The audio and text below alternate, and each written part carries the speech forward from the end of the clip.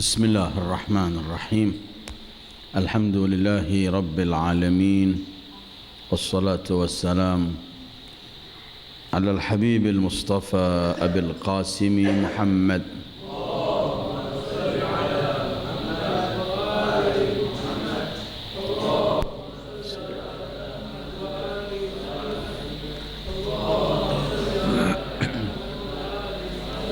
وآله الطيبين الطاهرين وأصحابه المنتجبين ومن تبعه بإحسان إلى يوم الدين.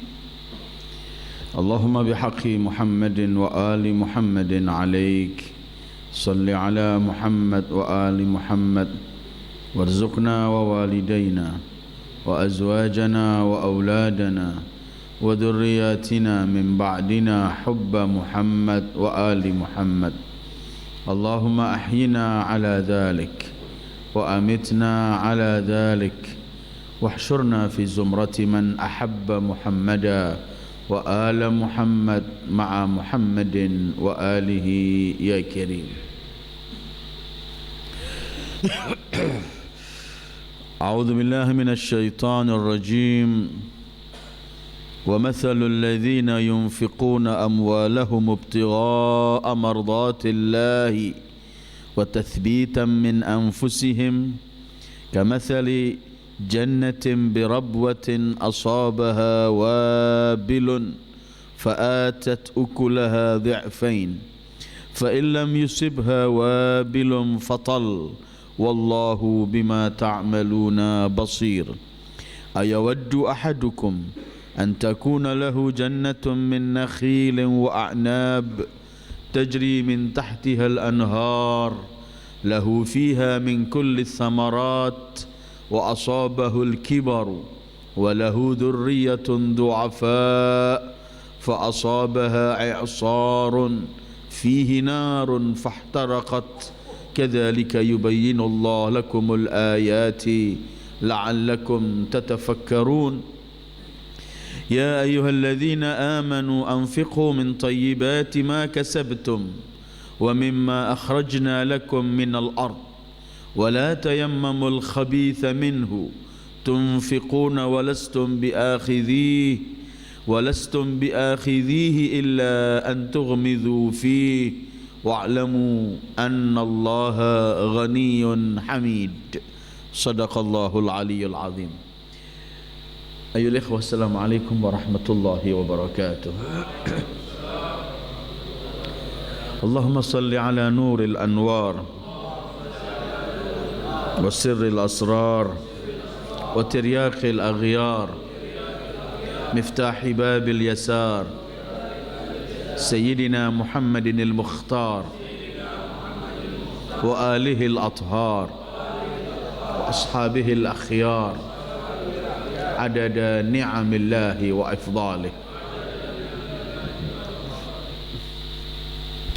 Malam ini kita sampai kepada surat 265 dalam surat Baqarah, atau 265 ini pernah kita akhiri, cuman belum sempurna. InsyaAllah akan kita kaji 265, 266 dan sampai 267 insyaAllah. Masih berkaitan dengan al-infaq atau berinfak di jalan Allah. Ayat-ayat sebelumnya membicarakan bagaimana Allah melipat gandakan pahala orang berinfak, bisa sampai 700 kali lipat. Kemudian ayat-ayat sebelumnya juga kita kaji bagaimana orang yang perumpamaan orang yang berinfak tapi dengan mengungkit-ungkit atau dengan riya, ingin dipuji orang lain, maka pahalanya akan habis dan kelak ketika menghadap pada Allah sudah tidak lagi memiliki pahala itu. Seperti batu kena debu, kemudian turun hujan, habis semua debu itu. Kemudian kita juga melewati ayat bagaimana Allah melarang kita menghapus pahala sedekah atau infak itu dengan mengungkit atau riya, la tubtilu sadaqatikum bil manni wal adha. Kemudian juga Allah menjelaskan, ini yang kita kaji sebelumnya, bagaimana menolak dengan kata-kata baik sambil mohon ampun dan minta maaf itu jauh lebih baik daripada sedekah tapi diiringi dengan mengganggu, menyakiti yang menerima, dengan ada juga riya untuk dipuji orang. Ayat 265 ini memberikan contoh bagaimana kalau orang berinfak hanya untuk Allah.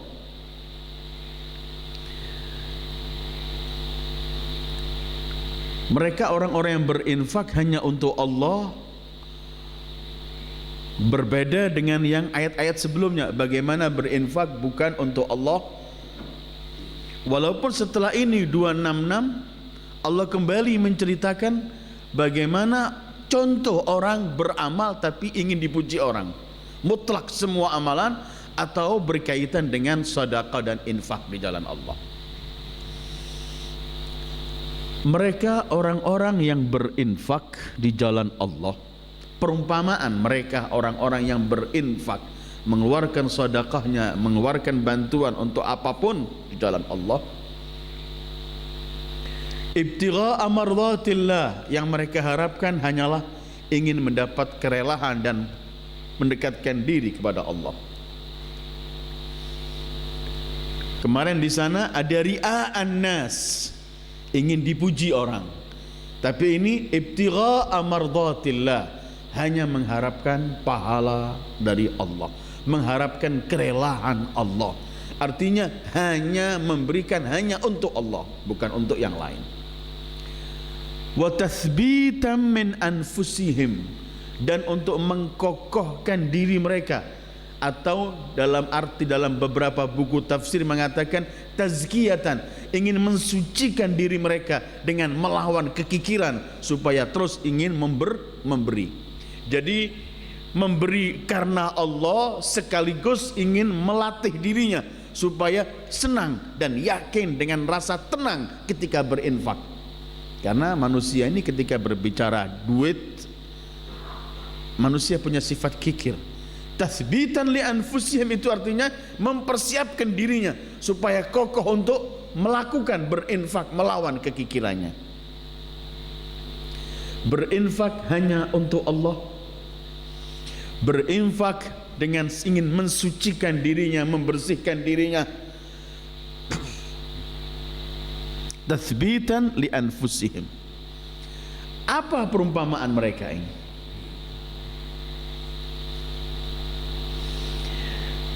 Kamathali jannatin birabwatin asabaha wabilun fa'atat ukulaha dhi'fain.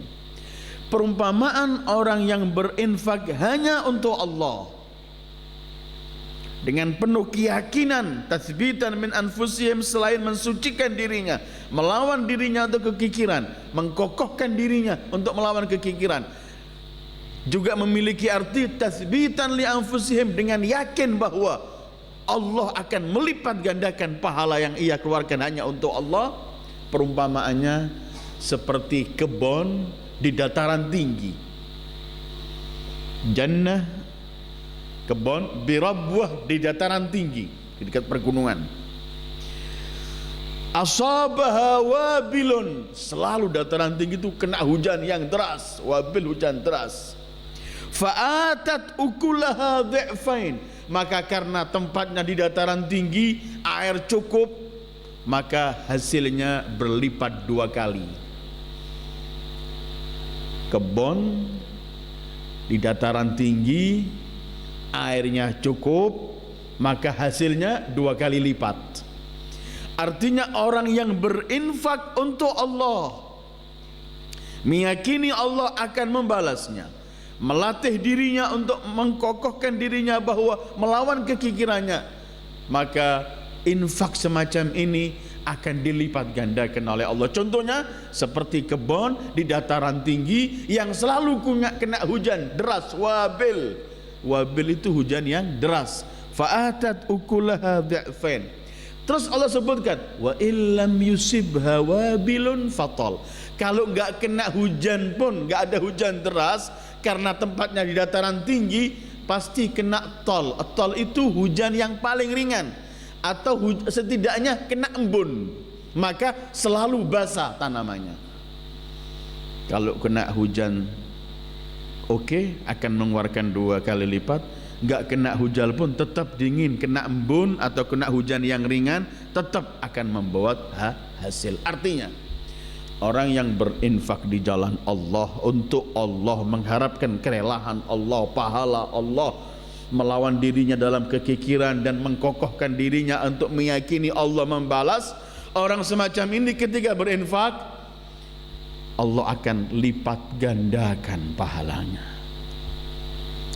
Berbeda dengan yang berinfak ria'an nas yang kemarin. Nampaknya dia berinfak, tetapi dia sedang menanam sesuatu di tempat yang gersang atau di atas batu, maka tidak pernah akan berbuah.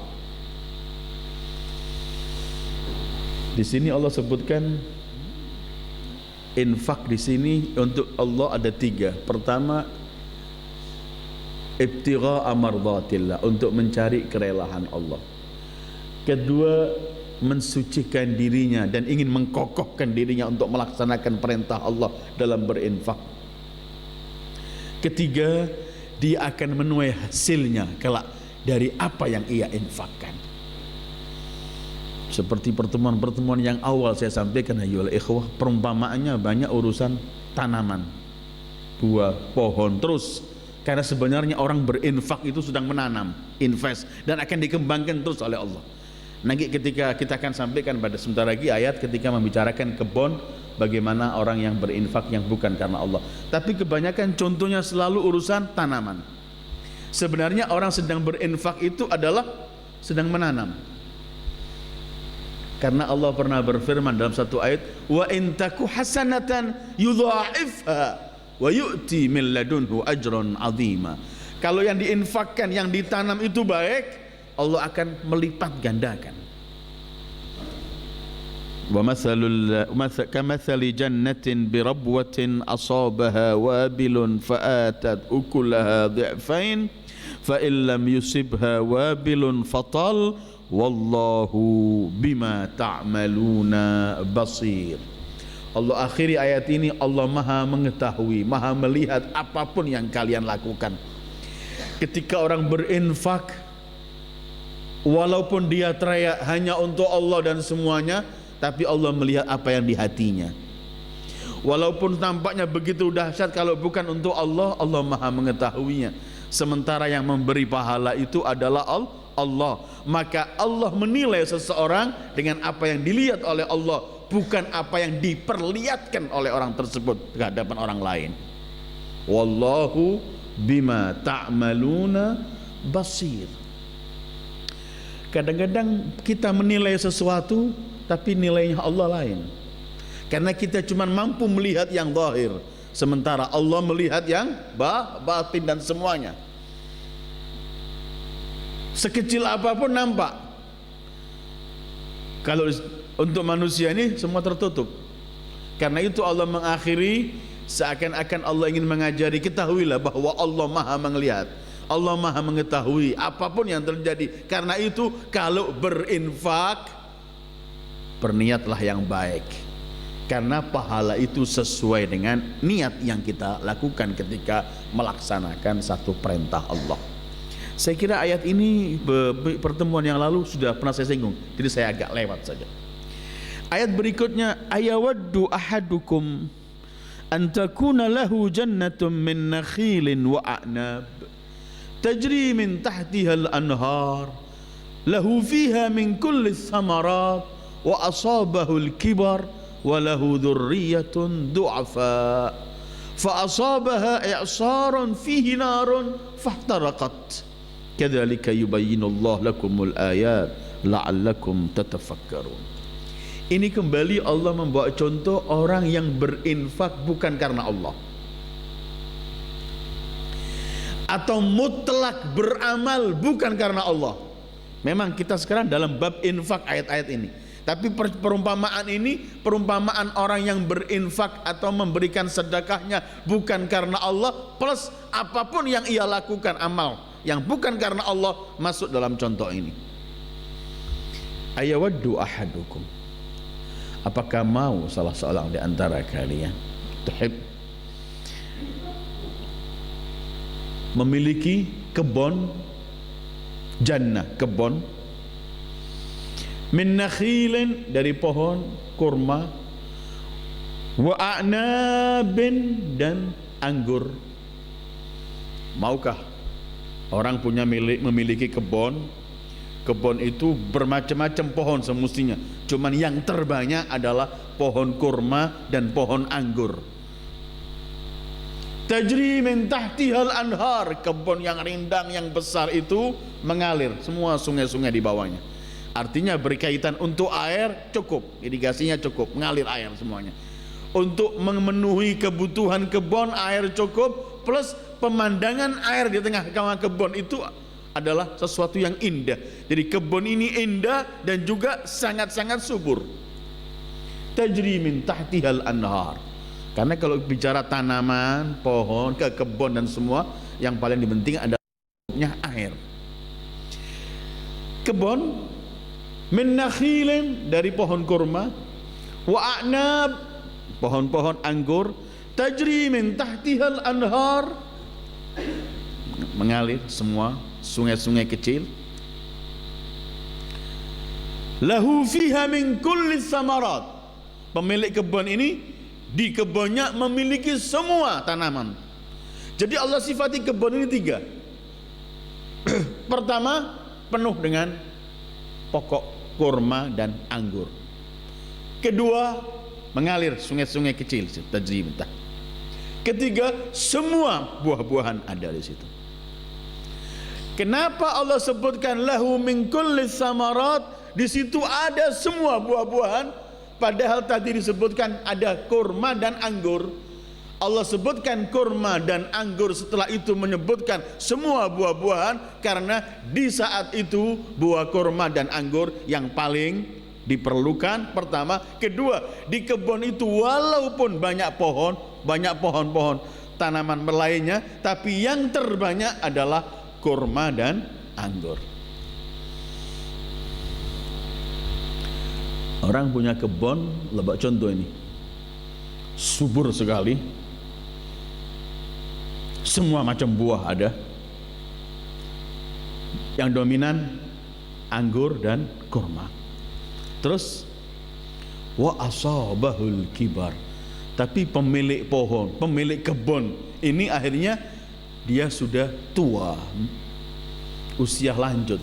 Wa asabahul kibar. Terus walahu dzurriyyatun du'afa, dia sudah tua tapi masih punya anak-anak kecil anaknya.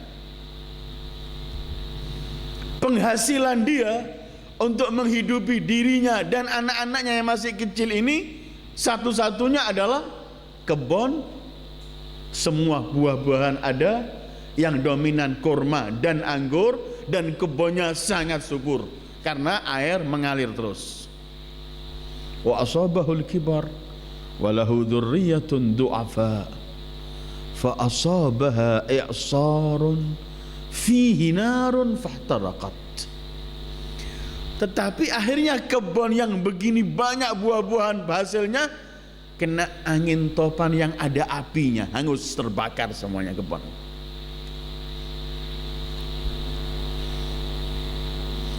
Kapan kebun ini hangus?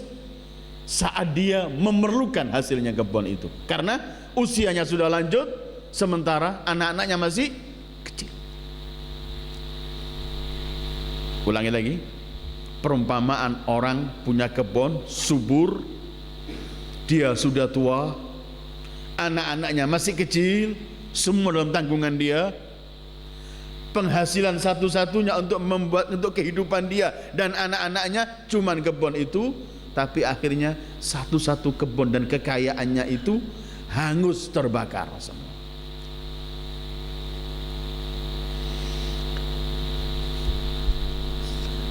Perumpamaannya ini sangat mudah sekali kita paham. Ini perumpamaan untuk apa? Perumpamaan pertama untuk orang yang berinfak ingin dipuji orang. Kedua, perumpamaan orang yang menjalankan aktivitas keagamaan dia, syariat dia, tapi bukan untuk Allah, untuk orang lain, dipuji orang. Apapun, infak dan lainnya.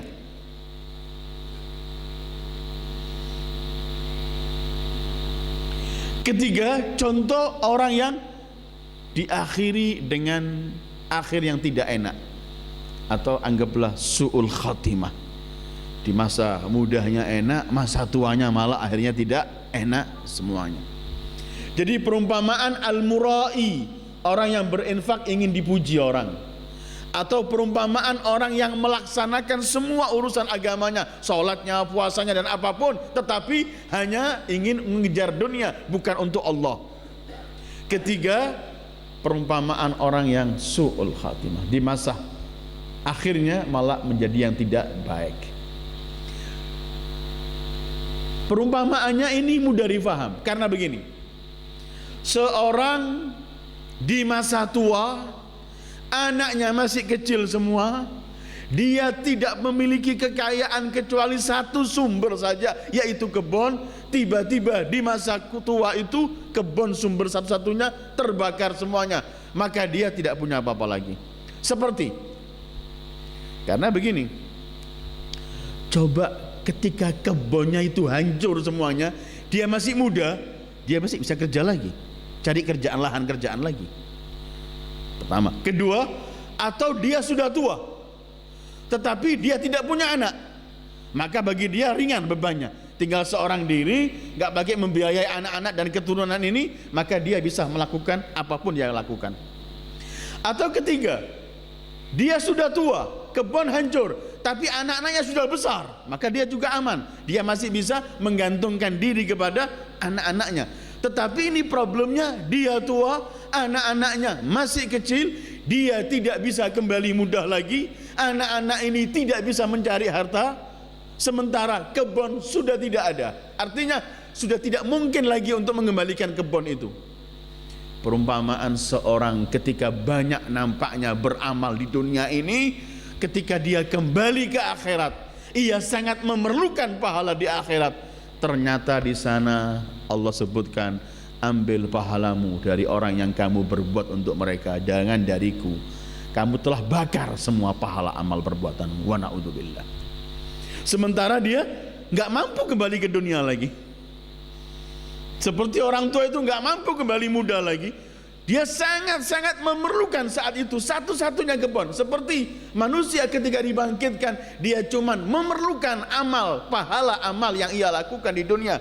Ternyata sampai sana udah terbakar semua amal perbuatannya. Seperti Allah berfirman di ayat lain, wa qadimna ila ma amilu min amalin faja'alnahu haba'an manthura. Kami kumpulkan amal perbuatan yang pernah mereka lakukan, tapi kami jadikan habis kena angin, debu gitu.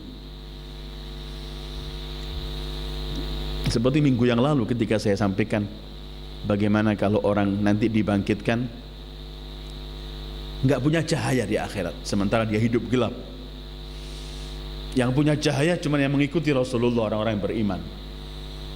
Yauma taral mu'minina wal mu'minat yas'a nuruhum baina aydihim wa aymanihim ila akhir ayat. Berkaitan kembali ke dunia, orang-orang munafikin berkata begini, yauma yaqulul munafiquna wal munafiqat lilladzina amanu nzuruna naqtabis min nurikum qila irji'u wara'akum faltamisu nura. Ketika orang-orang munafikin nanti bangkit di hari kiamat dalam kegelapan, tidak punya cahaya, mereka akan berkata kepada orang-orang yang beriman yang mereka punya cahaya, tolong berikan seperti dari cahaya kalian. Jawaban Allah, kembalilah ke dunia kalau mampu, sementara nggak pernah akan mampu. Orang tua ini begini, sudah tua, nggak bisa kembali muda, dan semuanya sangat memerlukan, satu-satunya harapannya, penghasilannya terbakar. Nanti banyak manusia dibangkitkan di akhirat, dia sangat memerlukan pahala. Tidak ada lagi kecuali pahala yang diharapkan, yang pernah ia lakukan, tapi ternyata di sana terbakar semua pahalanya. La tubtilu sadaqatikum bil manni wal adha. Habis. Imam Ali dalam wasiatnya pada putranya Imam Hasan, salah satu wasiat beliau mengatakan, "Hei putraku Hasan, kalau ada seseorang yang datang kepadamu yang ingin membawa bekalmu dan akan mengembalikan bekal itu kepadamu di saat kamu sangat-sangat memerlukan bekal itu, maka kasihkanlah kepadanya." Kata Muhammad Abduh mengomentari ini, tidak ada bahasa paling halus untuk menyebut pengemis seperti Ali bin Abi Thalib menyebut pengemis. Orang yang datang ingin membawa bekalmu, dan nanti bekalmu itu akan dikembalikan kepadamu saat kamu memerlukan bekal itu, maka berikan kepadanya. Kita sangat memerlukan bekal. Ketika orang mis datang, kamu berikan 1.000, 2.000, 2.000, 3.000 yang kita berikan, nanti di akhirat dikembalikan itu. Sangat kita memerlukan. Sahih? Allah menggambarkan ketika orang memerlukan semua ini, ketika dia pernah beramal tetapi habis percuma. Contohnya ialah seperti orang tua punya anak-anak yang begitu banyak, masih kecil-kecil, dzurriyyah du'afa, banyak kecil-kecil, dan dia sudah tua, gak bisa kerja. Satu-satu penghasilan yang ia harapkan kebun tadi, kebunnya bukan gak subur, nampaknya subur. Memang orang beramal yang ingin dipuji orang dapat hasilnya di dunia, nampaknya banyak ada hasilnya di dunia, disanjung orang, dimuliakan orang, dianggap macam-macam. Tapi ketika ia memerlukan sanjungan dan pahala itu, nanti di akhirat malah dia nggak punya apa-apa. Wa na'udzubillah. Ayawaddu ahadukum an takuna lahu jannatun min nakhilin wa a'nab tajri min tahtiha al-anhar lahu fiha min kulli thamarat fa asabahu al-kibar wa lahu dhurriyyatun du'afa fa asabaha i'sarun fihi narun fahtaraqat. Habis. Ini yang disebutkan Rasulullah ketika beliau cerita, aku melihat para malaikat bangun surga, bangun istana di surga. Sekali-kali mereka berhenti. Aku dekati dengan Jibril, kenapa berhenti membangun? Para malaikat mengatakan, menunggu bahan bangunannya dari dunia ya Rasulullah Muhammad. Apa bahan bangunannya? Malaikat yang bangun mengatakan, subhanallah walhamdulillah wa la ilaha illallah Allahu akbar. Setiap mengucapkan ini ngirim barang bangunan, malaikat bangun istana untuk kita. Ketika Rasulullah pulang ke bumi, cerita pada sahabatnya, para sahabat teriak, kalau gitu mudah masuk surga ya Rasulullah. Subhanallah walhamdulillah wa la ilaha illallah, bangun istana mudah ya Rasulullah. Kata Rasulullah, memang mudah, tapi hati-hati jangan kamu bakar yang sudah kamu bangun. Sering kita membangun, sudah jadi kita bakar, ketika sampai sana sudah nggak ada. Ini yang kemarin kita kaji, la tubtilu sadaqatikum bil manni wal adha. Yang membatalkan sedekah ini karena mengungkit, karena menyakiti yang nerima, atau kita berinfak bukan dengan jalurnya, atau yang membatalkan seluruh amalan secara umum adalah orang kafir, nggak ada amalan, nggak diterima oleh Allah.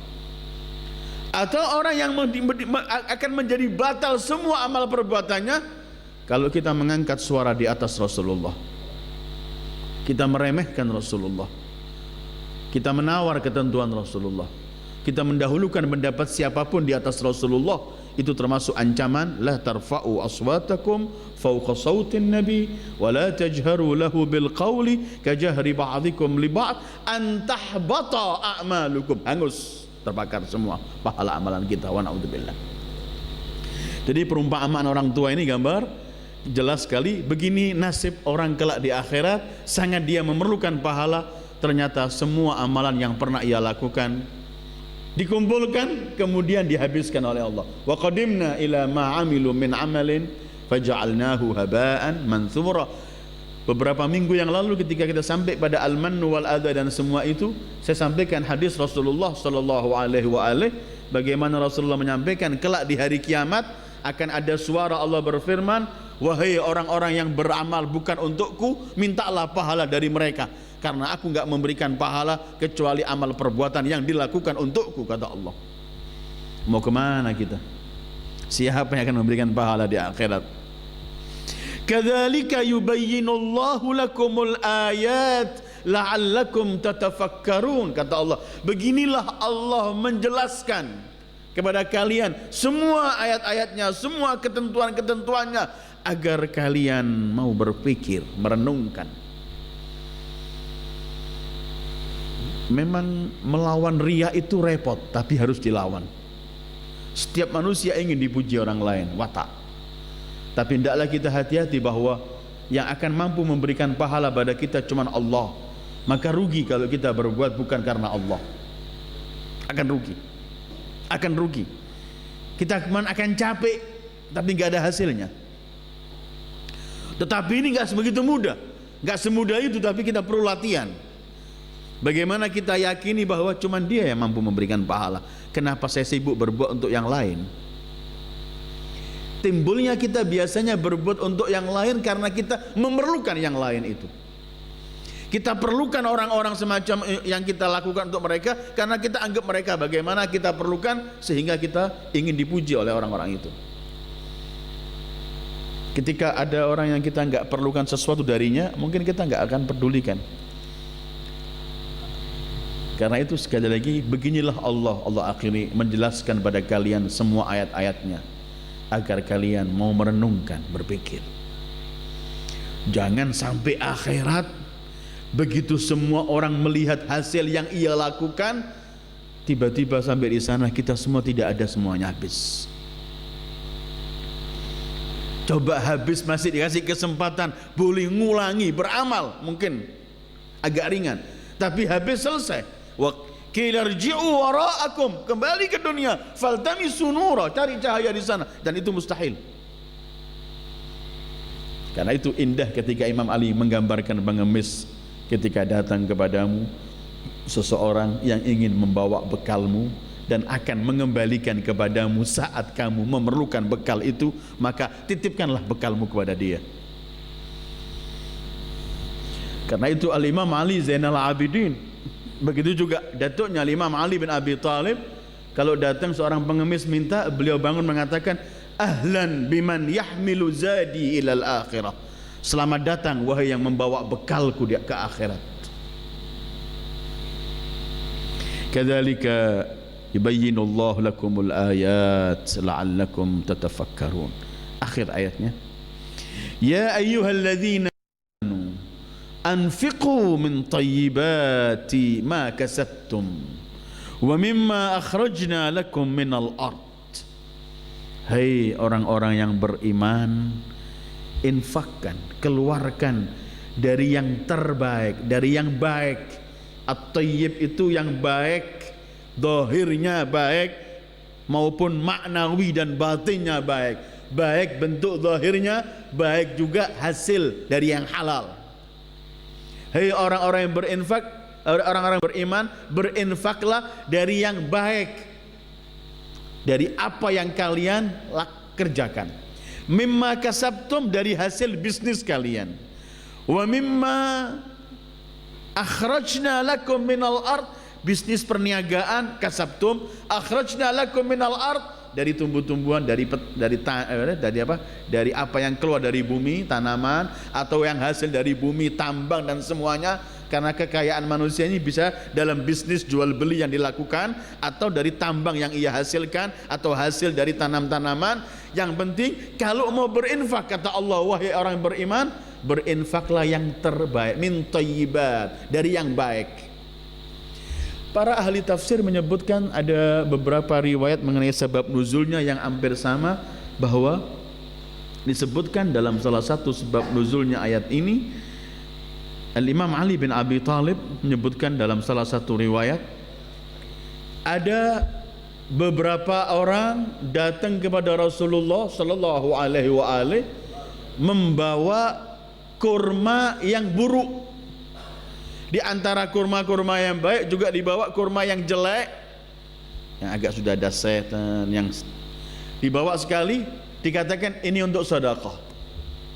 Maka turun ayat ini menegur, kalau mau sedekah, mau berinfak, jangan yang jelek, tapi yang thayyib, yang baik.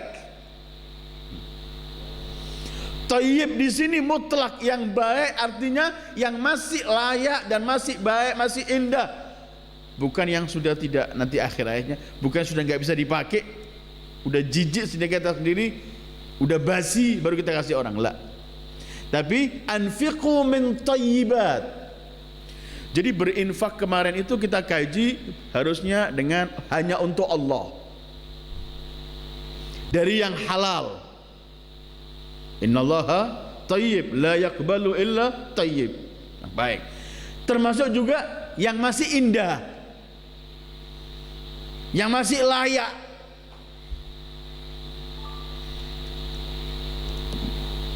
Karena Imam Ja'far juga meriwayatkan orang-orang jahiliyah dulu pernah melakukan riba.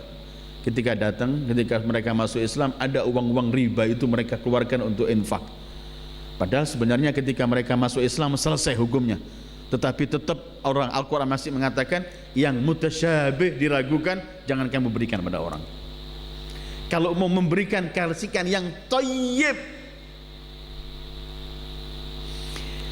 Ya ayyuhalladzina amanu anfiqu min thayyibati ma kasabtum. Keluarkan, infakkan dari hasil yang kalian perniagakan, kasabtum, tapi yang baik. Wa mimma akhrajna lakum, dan apapun dari hasil bumi yang kami keluarkan kepada kalian, baik berbentuk tumbuh-tumbuhan di ladang atau berbentuk tambang, semuanya yang kami keluarkan hasil bumi, keluarkan yang terbaik, yang baik. Karena Allah juga berfirman, lan tanalul birra hatta tunfiqu mimma tuhibbun. Ada anjuran Rasulullah, kalau kamu ganti baju baru, yang lama kasihkan orang. Bukan artinya kita cuma disuruh ngasih yang lama, artinya yang lama itu yang layak pakai, yang kamu sendiri masih mau pakai itu, begitu. Karena sebentar lagi ayatnya begini, saya teruskan ya. Anfiqu min thayyibati ma kasabtum wa mimma akhrajna lakum minal ard.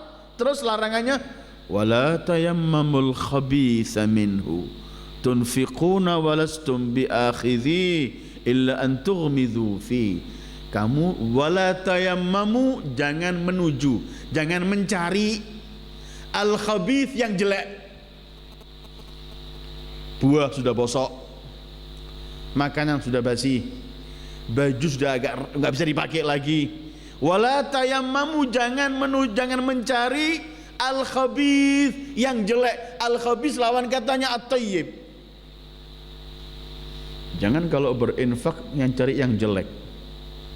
Yang jelek ini yang nampak zahir, atau hal yang haram, semua haram jelek, walaupun dari barang yang paling mahal, tetap itu khabith. Wala tayammamul khabith, jangan mencari kalau berinfak mencari yang jelek. Minhu, yang jelek, tunfiqun, kamu infakkan yang jelek, sementara walastum biakhidhihi illa an tughmidhu fi, sementara kamu sendiri, kalian sendiri, kalau dikasih barang itu kalian gak mau menerima, kalian akan menutup mata, gak mau menerima.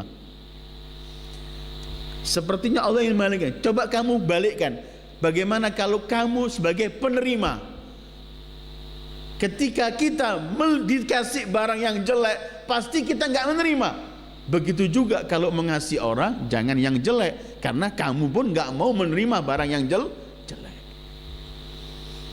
Jadi ketika berinfak, jangan cari barang yang sudah gak bisa, sudah kita gak bisa kita gunakan lagi sudah. Pertanyaannya begini, apakah gak boleh kita ngasih lampu bekas, baju bekas? Lampu ini kalau sudah mati, nggak bisa dipakai lagi. Boleh saya ngasih orang ini? Hal-hal semacam ini ketika masih diperlukan, maka boleh.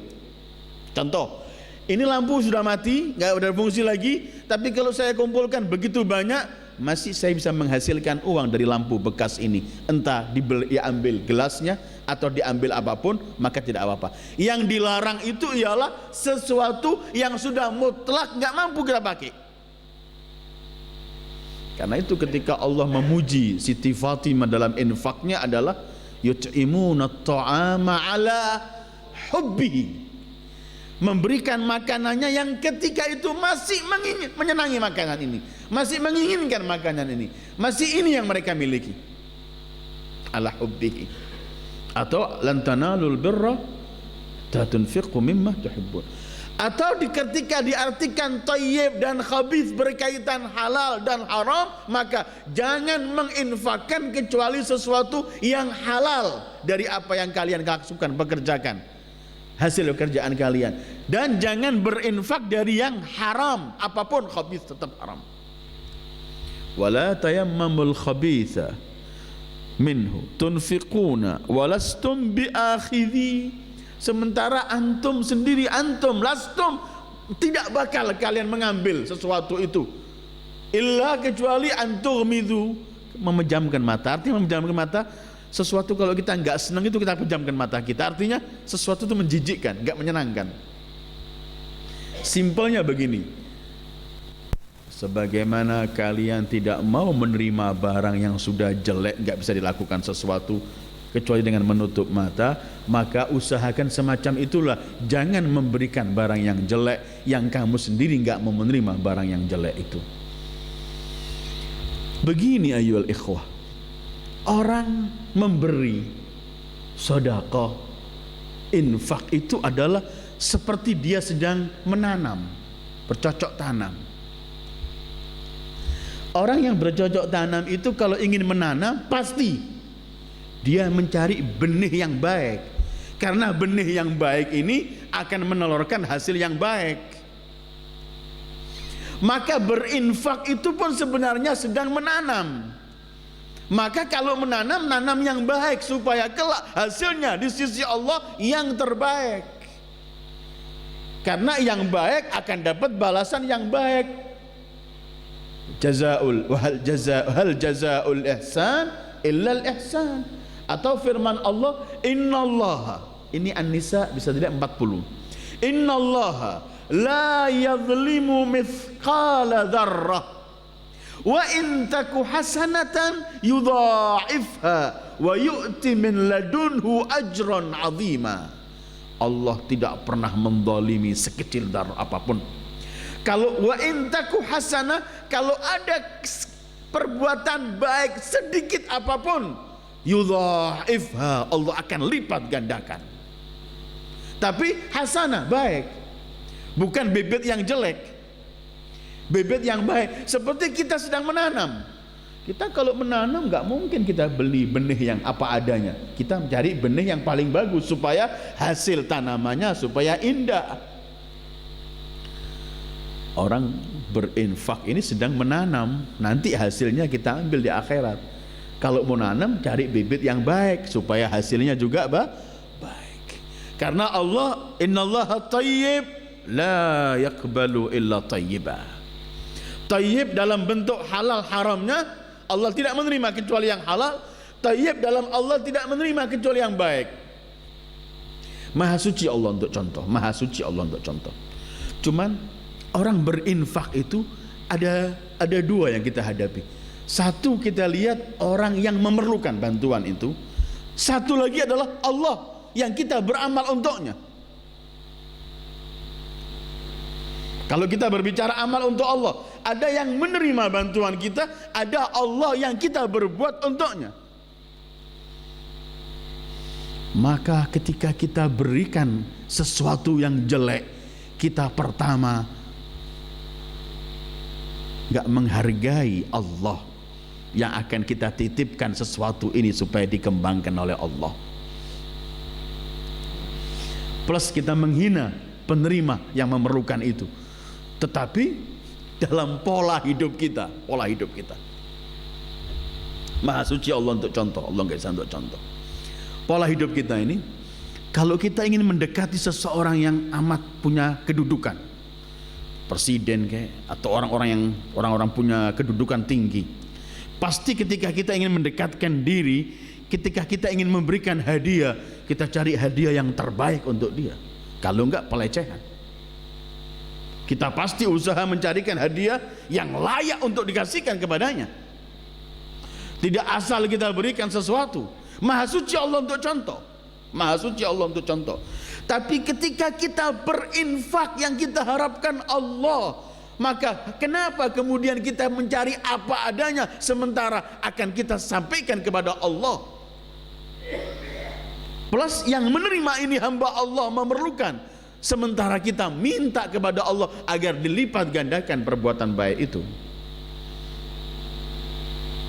Karena itu Ahlul Bait selalu memberikan contoh pada kita ketika berbisnis sama Allah, selalu berbisnis dengan yang terbaik dengan Allah. Wa in taku hasanatan yudha'ifha. Ini sudah janji Allah. Kalau bibit itu baik, ini dikeluarkan, Allah lipat gandakan pahalanya.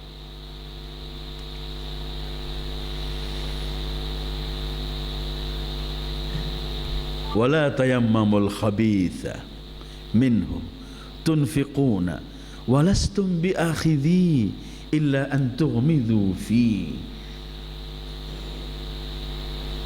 Kita sendiri enggak mau menerima itu. Kalau posisi kita menerima, enggan menerima itu. Bisa-bisa menghina kepada pemberi yang kita berikan.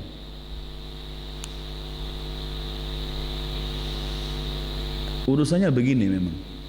Kalau transaksi kita kepada Allah, pasti kita akan ingat apa yang terbaik kita sajikan.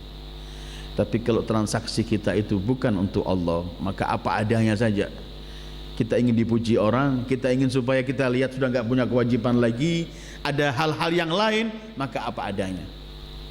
Tetapi ketika kita ingin transaksinya dengan Allah, maka kita akan memberikan yang terbaik.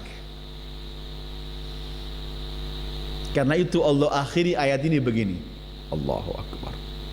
Wa'lamu annallaha ghaniyun hamid. Ketahuilah bahwa Allah Maha Kaya, gak butuh, gak perlu dengan sedekah kalian semuanya. Maha Kaya Allah. Allah Maha Kaya, tetapi Hamid, Allah Maha terpuji dalam semua amal perbuatannya. Maka kalian ikutlah akhlak Allah. Jadilah yang punya jadilah orang yang selalu ketika memberi atau apapun yang kalian lakukan, lakukan supaya terpuji di hadapan Allah. Jangan asal ada, asal melakukan, enggak, usahakan yang terbaik. Pertama, Allah Ghani, Allah Maha Kaya. Enggak perlu. Ini sedekah ini kalau kita berikan kan untuk kita sendiri. Banyak yang untuk kita, sedikit untuk kita, terserah. Seperti Rasulullah ketika menjelaskan pahala salawat, Allah kemudian beliau akhiri, terserah kamu memperbanyak atau kamu mempersedikit, kembali kepadamu, karena semuanya kembali kepadamu. Wa'lamu, ketahuilah annallaha ghani. Ini sudah pernah Allah sebutkan ketika Allah sampaikan berkaitan kalau kita ini enggak bisa memberi orang. Allah berfirman begini sebelumnya, qaulun ma'rufun wa maghfiratun khairun min sadaqatin yatba'uha adza wallahu ghaniyyun halim. Jangan menghina orang yang miskin. Kamu lebih baik kamu tolak dengan kata-kata yang baik, lebih baik. Allah Maha Kaya, enggak perlu bantuanmu. Membantu berapa sama dia? Dan Allah Maha Sabar, Halim. Tetapi di sini Allah enggak menggunakan kalimat Halim, terpuji. Ingin memberikan, ketahuilah Allah tidak perlu semua pemberian itu kembali kepadamu, tetapi Hamid, ikutilah akhlak Allah, terpuji dalam semua baik. Walaupun ada yang menafsirkan Hamid di sini artinya Hamid, artinya ketahuilah bahwa Allah Maha Kaya, semua yang kamu infakkan itu sebenarnya dari Dia. Kamu punya apa wahai manusia? Tetapi tetap kalau kamu berinfak dari harta Allah, Allah memuji kalian karena Allah Maha memuji. Wa'lamu annallaha ghaniyun hamid. Maha Kaya, Maha terpuji dalam semua apa yang telah dilakukan oleh Allah. Jadi malam ini kita berhenti kepada contoh orang yang berinfak untuk Allah. Mereka bagaikan yang punya lahan, ladang di dataran tinggi, selalu kena hujan, lebat. Kalau enggak lebat pun kena hujan yang rintik-rintik saja atau hanya kena embun, tetap hasilnya akan memberikan 2 kali lipat. Kemudian contoh orang yang beramal bukan untuk Allah adalah perumpamaan orang tua punya anak-anak banyak kecil, punya satu-satunya sumber kekayaannya habis terbakar semuanya, maka dia enggak memiliki apa lagi. Perumpamaan nanti kita beramal sampai di akhirat sangat memerlukan pahala, habis pahala.